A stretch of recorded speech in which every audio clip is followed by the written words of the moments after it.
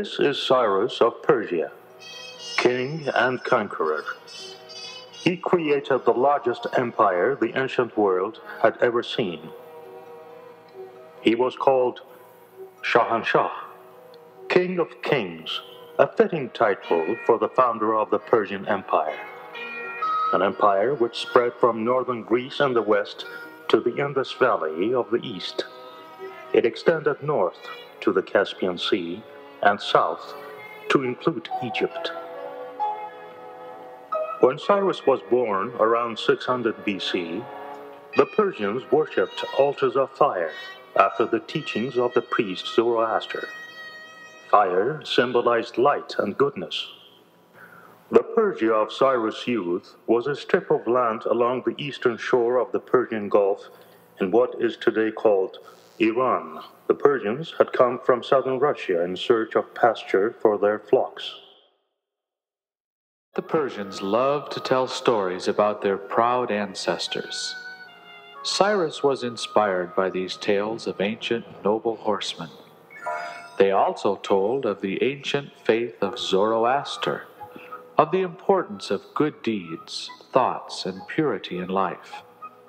These tales of great men and high ideals made Cyrus very proud, for his father was the leader of one of the several tribes of Persian people.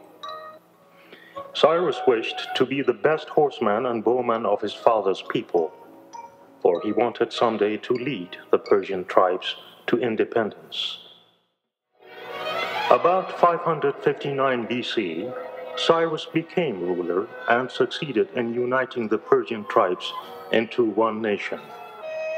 Cyrus remembered the fire altars of his youth. He recalled Zoroaster's teachings that a man might side with Ahura Mazda or Ahriman, the good or the evil of the world, but would be judged after death. Cyrus wanted to rule justly.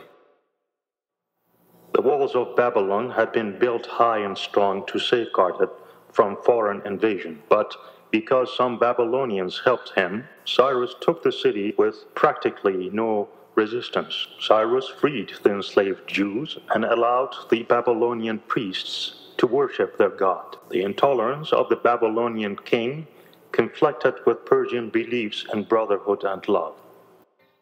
Soon Persian territory stretched from Greece to India. In this restless quest, Cyrus had conquered more than any man before him.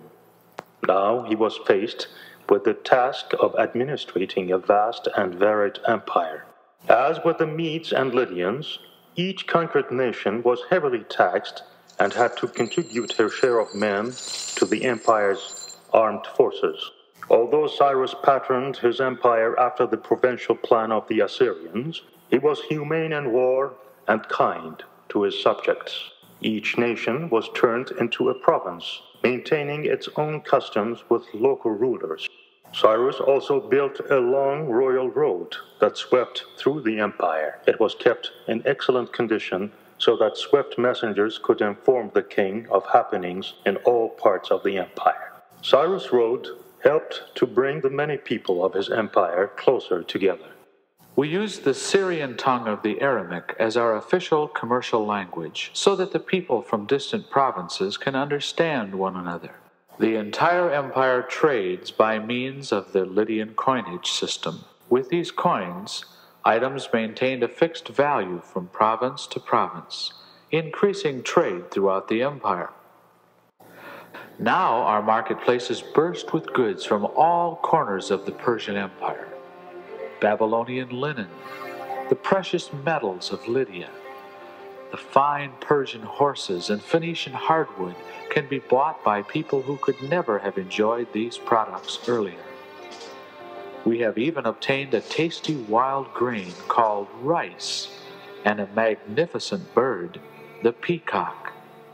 They come from the provinces near India and were unknown in our part of the world before the formation of my empire. Cyrus' fine roads resulted in the exchange of ideas as well as goods. Zoroastrian and Persian beliefs of goodness, bravery, and truthfulness, influenced by the Jewish concepts of laws and ethics, brought spiritual and moral rebirth to the empire. The religion of Zoroaster spread through the empire. There was an insistence on moral responsibility. The rustic Persians learned from their subjects. They adapted the Babylonian writing system and finally devised their own alphabet. Persian architects were not themselves inventive. They borrowed Babylonian and Egyptian motifs and took these styles to various parts of the empire. They used the fluted columns of the Greeks, the Assyrian style of sculpture, and the Mesopotamian manner of glazing bricks. Cyrus' dynamic empire was ultimately threatened by nomadic barbarians from the mountains of northeast. The great king waged war against these invaders and died in battle in 529 BC. Cambyses, son of Cyrus, inherited the throne and his father's desire for expansion. Cambyses went off to conquer Egypt. In his absence, the local satraps of his empire revolted. A distant and powerful cousin called Darius put down the provincial rebellions.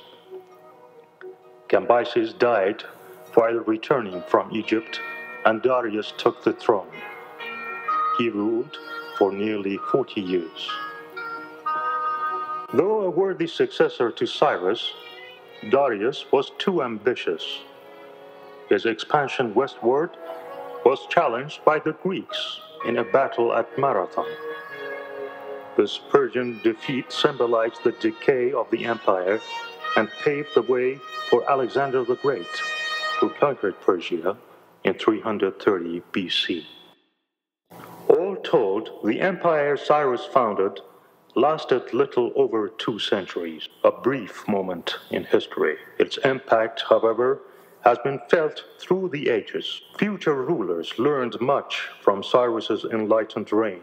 Alexander the Great, for instance, used Cyrus as a model in empire building, while the Romans later adapted the Persian administrative system.